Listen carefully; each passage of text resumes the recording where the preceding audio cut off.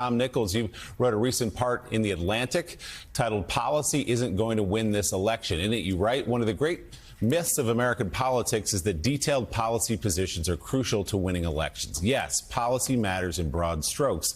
Candidates take general positions on issues such as taxes, abortion, and foreign policy. Rather than study white papers or ponder reports from think tanks, however, most voters count on parties and candidates to signal broad directions and then work out the details later. In the 2024 election, policy details matter even less than they usually do. Vice President Kamala Harris and her running mate, Minnesota Governor Tim Walz, seem to have figured this out. Policy proposals are supposed to differentiate the candidates, but drawing policy distinctions with Trump is hard when he presents almost nothing beyond, "I will fix it." And that is all he says, Tom Nichols, is this stuff never would have happened if I had been there. I'm going to fix everything when I get there. I alone can fix it, he famously said. There are legitimate questions that we've asked many, many times on this show about Kamala Harris's current positions versus where she was in 2019 and 2020, and she has attempted to answer some of those, including at the debate. But I'm reminded of our conversation last week with Hillary Clinton when we asked her for advice for Kamala Harris, and she said, if people want to know in the weeds policy details, go to the website. Your job as a candidate, a lesson she says she learned in 2016, is to tell a story about where you want to take the country. Right. And two things to remember. One is that for Trump's own people, for the Republican Party and for the Trump faithful, Trump can say anything he wants. It doesn't matter. He's not held to any kind of account about policy. I mean, those clips that we just watched, Trump could stand there and say, Lake Michigan is actually full of asparagus. A lot of people don't know that. And, you have all these people behind him nodding, going, yeah, that's a great point. It doesn't matter whether it's true or false or completely insane. So his side, his people, his base, and the GOP, they're never going to hold him to any specifics. We know that, too often when he's reported on, there's kind of a collective shrug of saying, well, Donald Trump had another crazy rally last night and he said a lot of bonkers things. Meanwhile, they turn to the Democratic nominee and say, as Bret Stephens did, right? Well, I need to know exactly what administrative regulations are going to be rolled back as part of housing policy. First of all, nobody wins elections on that. And we've had examples of that in history. I mean, Mike Dukakis, was the candidate that people should have realized after that, when he stood there and he's, talking about every detail and how he, gone through every line of the budget. You don't win elections on that. You win elections on ideas. You win elections on empathy. You win elections on big directions. And I think some of this is just laying a trap, especially from people who really they just want a permission structure not to vote for Kamala Harris because they still see themselves as part of, the tribe, and they're thinking about what happens after the election. And, I think that's remarkable, given that if she's good enough for Dick Cheney, she should probably be good enough for most conservatives. But there is this really kind of calorically intensive effort to say, I would vote for her. But boy, that infrastructure, the thing she said about infrastructure 3 months ago really got under my skin. So I'm not sure if it's her or the guy who thinks that legal immigrants should be deported. Right, of course. For that, so many of that permission structure is because they don't want to have to acknowledge, they don't want to vote for her because she's a woman or a person of color. So Eugene Robinson, I mean, this couldn't be more spot on. We've heard complaints that the vice president needs to say more about her policy, and maybe in a few spaces she does, but that's not what this election is really about. It's this contrasting sort of vision, this dystopian view of America put forth by Donald Trump and his nonsensical efforts to say he'll fix it versus more of a happy, optimistic view put forth by the vice president. So if you were counseling her, and knowing this phenomenon, which Tom and Joe just laid out so well, how should she approach this? I would tell her to keep doing what she's doing. I mean, let's step back for a second.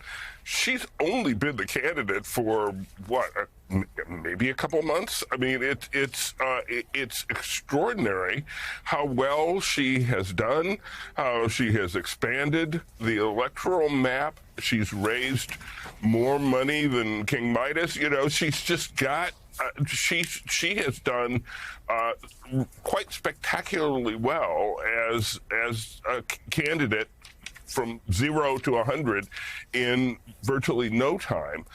So I think she must be doing something right.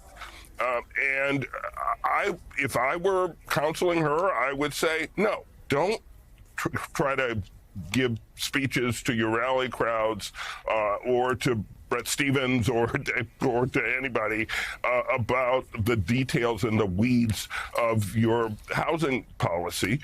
Continue to talk about hope and joy and your vision for the future. Continue to talk about turning the page and give the outlines of how you're going to do that. I think she's doing well. You know, Tom Nichols, I'm going to go back to you because you said something fascinating.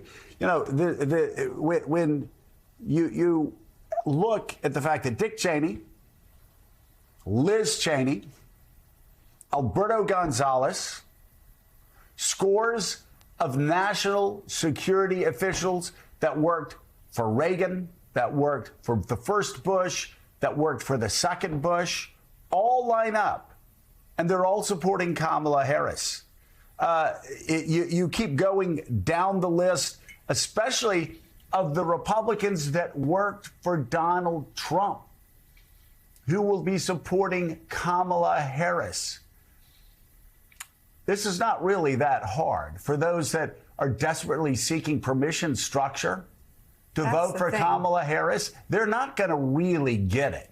They're whistling past a graveyard when they are trying to claim the conservative vote is for the man that exploded the deficit and the debt more than anybody else before him in American history over 4 years. There's not a close second as far as deficit and debt growth under Donald Trump.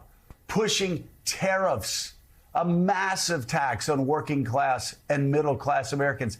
Tariffs is his answer to everything. These people say, oh, we want to hear the details of Kamala Harris's policy and where she stands on quantitative easing, after this, that, or the other. I mean, and to Brett Stevens, you know nothing about Kamala? No, that's not true. Todd Purdom, I could go down the list. People I know very much, I like very much, I respect very much. And yet they're claiming that Kamala Harris is an empty suit and somehow that gives them license to vote for Donald Trump. Let me just say, tariffs, again, massive tariffs, the most anti-Reagan immigration policy of any major candidate since Reagan gave his farewell speech in January of 1989. And then let's look at Ukraine. Donald Trump will not blame Vladimir Putin for invading Ukraine. He called it brilliant at the time. He called it brilliant.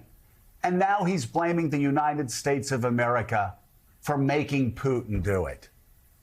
Where in the world do these people think they're going to ever come up with an excuse, a thread that they can pull that will lead to conservatism?